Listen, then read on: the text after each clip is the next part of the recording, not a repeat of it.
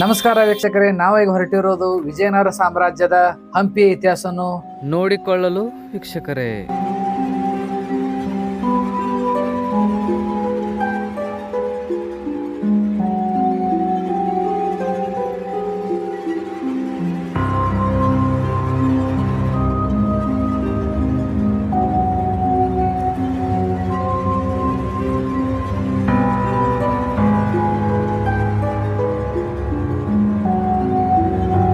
ನೋಡಿ ವೀಕ್ಷಕರೇ, ದೊಡ್ಡ ದೊಡ್ಡ ಗಾತ್ರದ ಬಂಡೆಗಳು ನೋಡ್ಬೋದು.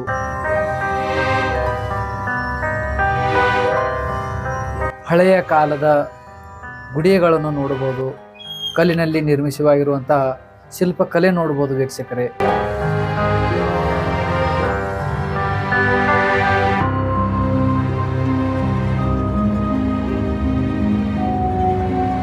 ನಾವು ಈಗ ಹೊರಟಿರೋದು ವಿರೂಪಾಕ್ಷ ದೇವಾಲಯಕ್ಕೆ ಹೊರಡ್ತಾ ಇದ್ದೀವಿ.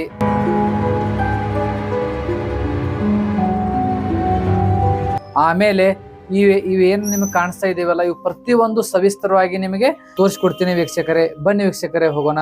ನಮಗೇನು ದೂರಿಂದ ಏನು ಕಾಣಿಸ್ತಾ ಇದೆಯಲ್ಲ, ಅದೇ ವಿರೂಪಾಕ್ಷ ದೇವಾಲಯ ವೀಕ್ಷಕರೇ.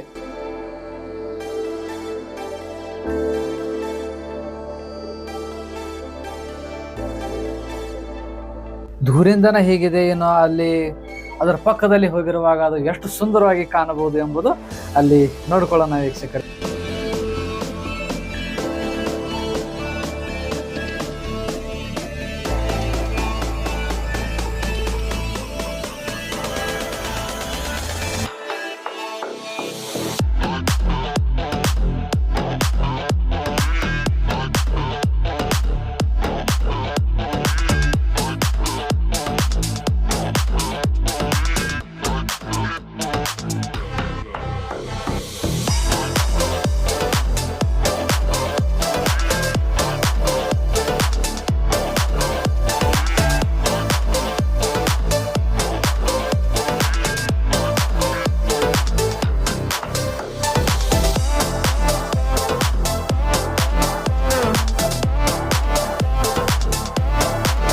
ಇದ್ರ ಇತಿಹಾಸ ನೋಡೋದಾದ್ರೆ ಹಂಪಿಯ ಇತಿಹಾಸವನ್ನು ಬಹು ಪ್ರಾಚೀನ ಕಾಲಕ್ಕೆ ಒಯ್ಯಬಹುದು ವೀಕ್ಷಕರೇ. ಜನರ ನಂಬಿಕೆಯಂತೆ ಹಂಪಿಯು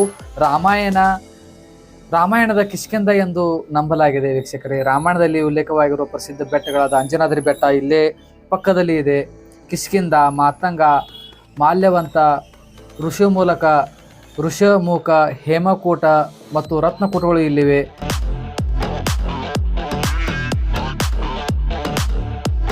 ಎಂತ ಅದ್ಭುತವಾದ ಶಿಲೆ ಇದೆಯಪ್ಪ ಇಲ್ಲಿ ನೋಡ್ಲಿಕ್ಕೆ, ತುಂಬಾ ಚೆನ್ನಾಗಿದೆ. Very nice, wonderful, beautiful.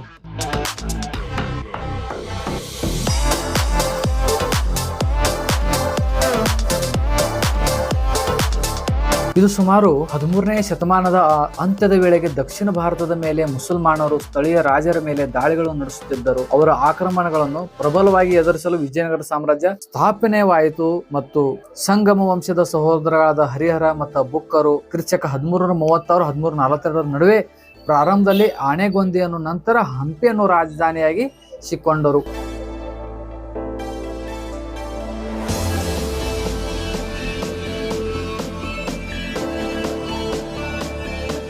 ಈ ಪ್ರದೇಶದಲ್ಲಿ ಶಿವ ಮತ್ತು ಗಿರಿಜೆಯರು ವಾಸ ಮಾಡಿ ತಪಸ್ಸು ಆಚರಿಸಿ ಮದುವೆಯಾದ ಕಾರಣ ಎಂದು ಪಂಪಾ ಕ್ಷೇತ್ರ ಎಂದು ಕರೆಯಲಾಗುತ್ತದೆ. ಪ್ರಗತಿ ಇತಿಹಾಸ ಕಾಲಕ್ಕೆ ಸೇರಿದ ಮಾನವನ ಅವಶೇಷಗಳಾದ ಕಲ್ಲಿನ ವಸ್ತುಗಳು, ಮಡಿಕೆ, ಕುಡಿಕೆಗಳು, ಬಂಡೆಯಲ್ಲಿ ರಚಿಸಿರುವ ವರ್ಣಚಿತ್ರಗಳು ಇತ್ಯಾದಿಗಳು ಇಲ್ಲಿರುವ ಮಲಯಸನ ಗುಡ್ಡ, ವೆಂಕಟಾಪುರ ಮುಂತಾದವುಗಳು ಇಲ್ಲಿ ದೊರಕಿವೆ ವೀಕ್ಷಕರೇ.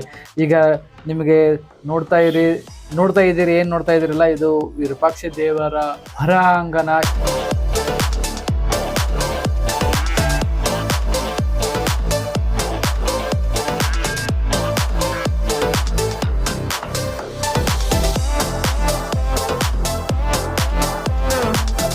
ವೀಕ್ಷಕರೇ, ನಾವೀಗ ದೇವರ ದರ್ಶನ ಪಡೆದುಕೊಳ್ಳಲು ಒಳಗೆ ಹೊರಟಿದ್ದೀವಿ ವೀಕ್ಷಕರೇ.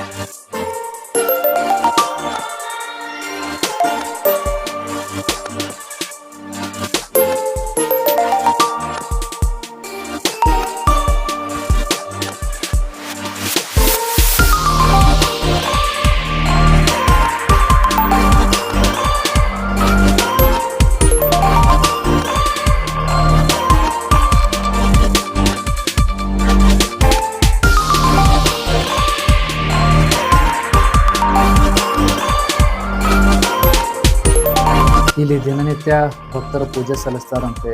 ತಮ್ಮ ಬೇಡಿಕೆಗಳನ್ನು ದೇವರು ಫಲಿಸ್ತಾನಂತ ಇಲ್ಲಿ ವೀಕ್ಷಕರು ನಮಗೆ ತಿಳಿಸ್ಕೊಟ್ರು.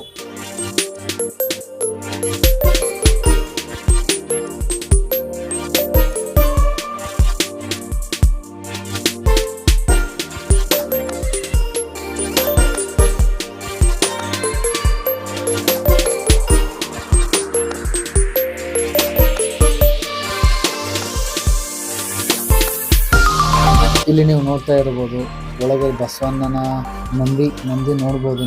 ನೀವು ಒಂದೇ ಜಾಗದಲ್ಲಿ 3 ಮಂದಿಗಳು ಸಹ ನೋಡ್ಬೋದು.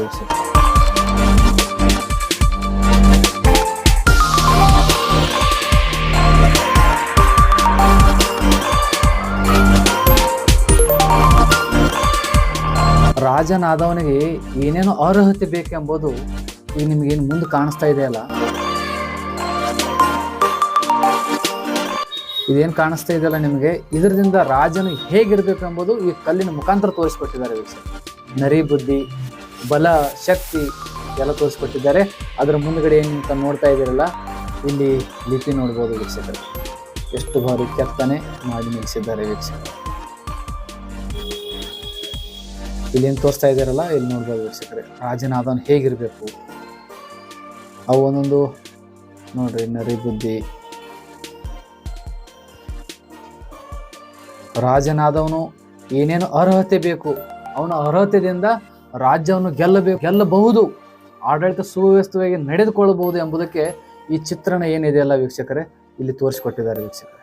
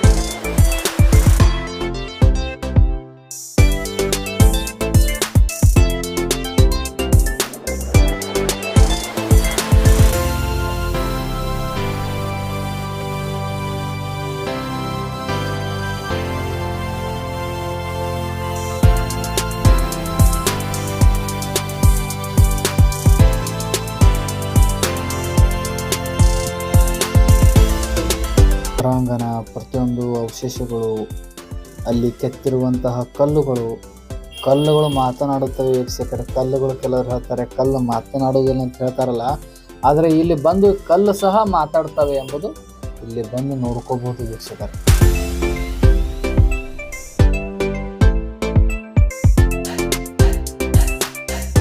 ಹೇಳೋದಕ್ಕೆ ಆಗುವುದಿಲ್ಲ, ಆದರೆ ಅವರು ಕೆತ್ತನೆ ಮುಖಾಂತರ ಎಷ್ಟು ಸುವ್ಯವಸ್ಥಿತವಾಗಿ ತಿಳಿಸಿಕೊಟ್ಟಿದ್ದಾರೆ ಎಂಬುದು ತಿಳಿದು ಬರ್ತದೆ ವೀಕ್ಷಕರೇ.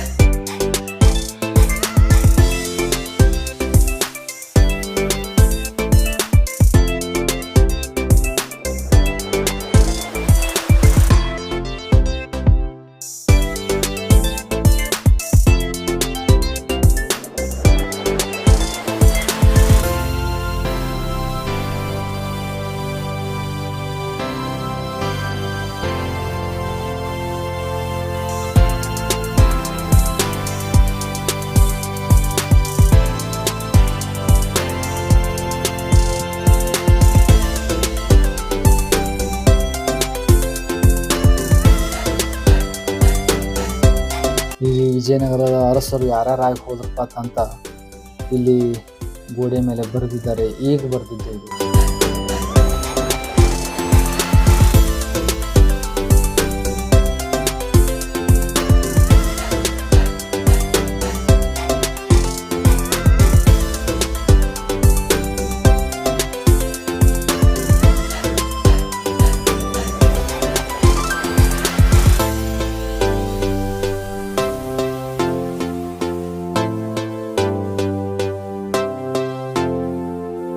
ಕಲ್ಲಿನ ಮೇಲೆ ಕಾಣಿಸ್ತಾ ಇರ್ಬೋದು ಬೀಡರ್ ಕಣ್ಣಪ್ಪ ಕಣ್ಣು ತೆಗೆದುಕೊಳ್ಳುವಂತ ದೃಶ್ಯ ಇಲ್ಲಿ ಕೆತ್ತನೆ ಮಾಡಿದ್ದಾರೆ ವೀಕ್ಷಕರೇ.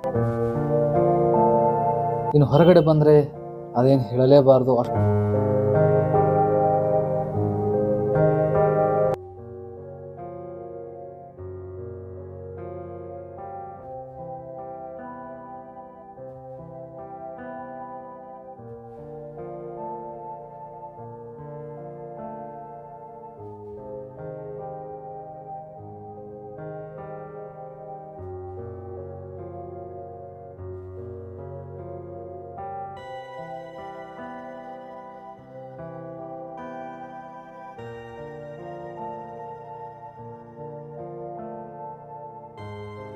ವಿರೂಪಾಕ್ಷ ದೇವಾಲಯ ಎದುರುಗಡೆ ಇಲ್ಲಿ ದುರ್ಗಾದೇವಿಯ ಗುಡಿಯೂ ಸಹ ಇಲ್ಲಿದೆ ವೀಕ್ಷಕರೇ.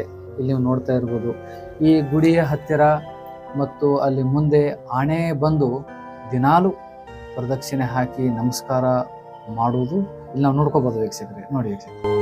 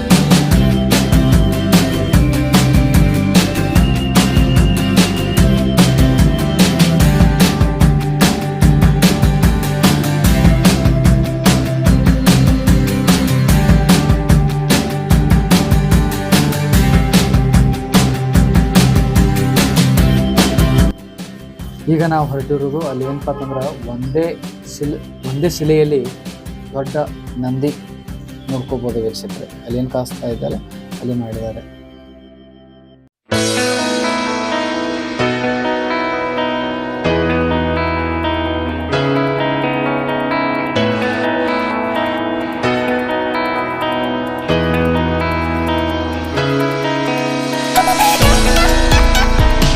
ಮುಂದುಗಡೆ ಏನು ಕಾಣಿಸ್ತಾ ಇದೆಯಲ್ಲ ಇದೇ ವೀಕ್ಷಕರೇ.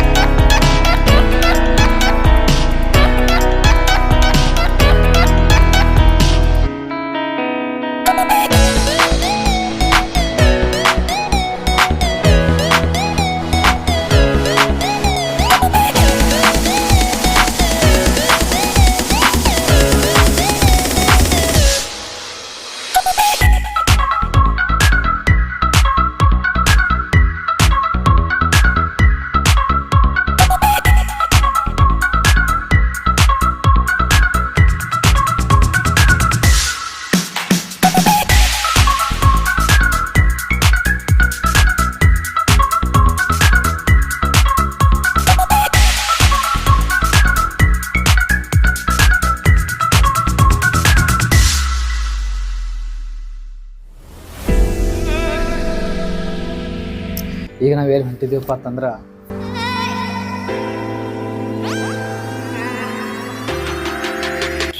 ಕಡಲೆಕಾಳು ಗಣಪತಿ, ಕಡಲೆಕಾಳು ಗಣೇಶ ಅಂತ ಹೇಳ್ತಾರೆ.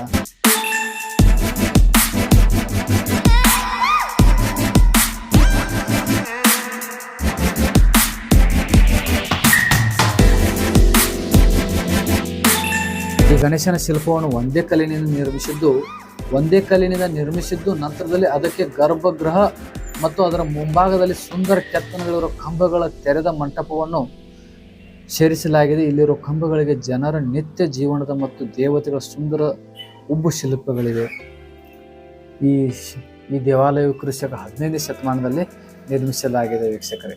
ಒಂದೇ ಕಲ್ಲಿನಲ್ಲಿ ನಿರ್ಮಿತವಾಗಿರುವಂಥ ಶ್ರೀ ಗಣೇಶನ ವಿಗ್ರಹ ವೀಕ್ಷಕರೇ. ಇದು ಹೊರಾಂಗಣದಲ್ಲಿ ಹೊರಗಡೆ ಅದು ಮುಂದೇನು ಕಾಣಿಸ್ತಾ ಇದೆಯಲ್ಲ ಗೋಪುರ, ಅದು ವಿರೂಪಾಕ್ಷ ದೇವಾಲಯ ಗೋಪುರ. ಏನು ಬೆಟ್ಟ ಗುಡ್ಡ ದೂರಿಂದ ಕಾಣಿಸ್ತಾ ಇದೆಯಲ್ಲ ಅದು ಅಂಜನಾದ್ರಿ ಬೆಟ್ಟ, ಪರ್ವತಗಳು ಸಹ ಇಲ್ಲಿ ನೋಡ್ಕೋಬೋದು ವೀಕ್ಷಕರೇ ನಾವು.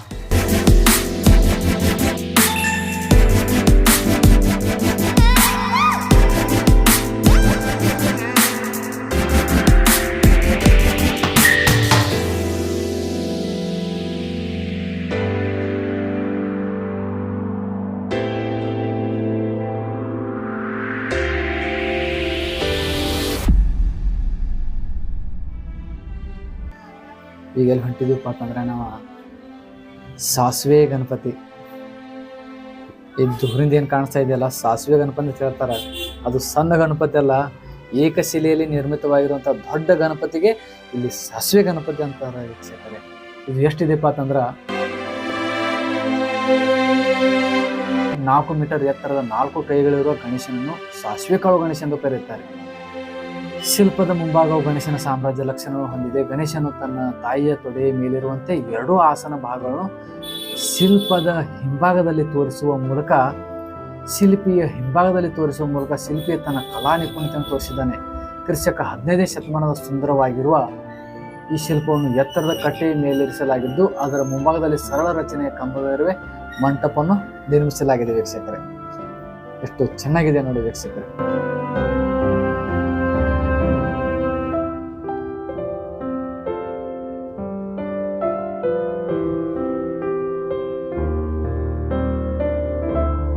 ಈಗ ನಾವು ಹೋಗ್ತಾ ಇರೋದು ವೀಕ್ಷಕರೇ ಬಡವಲಿಂಗ ಅಂದರೆ ದೊಡ್ಡ ಲಿಂಗ ಮತ್ತು ನರಸಿಂಹಗುಡಿಗೆ ಹೋಗ್ತಾ ಇದ್ದೀವಿ ವೀಕ್ಷಕರೇ.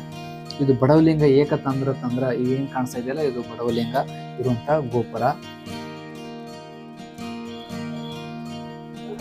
ಈ ಲಿಂಗಕ್ಕೆ ಬಡವಲಿಂಗ ಯಾಕತ್ತಂದ್ರಪ್ಪ ಅಂತಂದ್ರ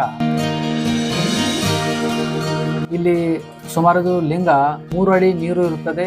3 ಮೀಟರ್ ಎತ್ತರದ ಏಕಶಿಲಾಲಿ ಶಿವಲಿಂಗವೂ ಇದೆ. ಇದರ ಸುತ್ತಮುತ್ತ ಸದಾಕಾಲ ಸುಮಾರು 3 ಅಡಿ ನೀರು ಇರುತ್ತದೆ. ಈ ಲಿಂಗವನ್ನು ಒಬ್ಬ ಬಡ ಹೆಂಗಸು ಸ್ಥಾಪಿದಳೆಂಬ ಕಾರಣದಿಂದ ಇದಕ್ಕೆ ಬಡವಲಿಂಗ ಎಂಬ ಹೆಸರು ಬಂದಿತ್ತೆಂಬ ಐತಿಹಾಸಿಕವಿದೆ.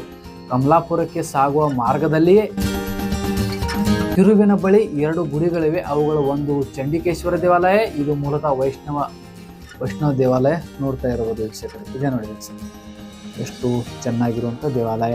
ಈಗ ನಾವು ಎಲ್ಲಿ ಹೊರಟಿದ್ದೀವಪ್ಪ ಅಂತಂದ್ರೆ ನರಸಿಂಹ ಗುಡಿ ಇದೆ ನೋಡಿ ವೀಕ್ಷಕರೇ. ವಿಜಯನಗರದ ಕಾಲದ ಮಹತ್ವದ ಮೂರ್ತಿ ಶಿಲ್ಪವು ಇದಾಗಿದೆ. ಕೃಷ್ಣ ದೇವರಾಯನ ಆಳ್ವಿಕೆ ಕಾಲದಲ್ಲಿ ಕ್ರಿಸ್ತಕ 1528ರಲ್ಲಿ ಕೃಷ್ಣ ಭಟ್ಟರು ಇದನ್ನು ನಿರ್ಮಿಸಿದನು ಎಂದು ಶಾಸನ ತಿಳಿಸುತ್ತದೆ. 6.70 ಮೀಟರ್ ಎತ್ತರದ ಶಿಲ್ಪವನ್ನು ಏಕಶಿಲೆಯಿಂದ ನಿರ್ಮಿಸಲಾಗಿದೆ.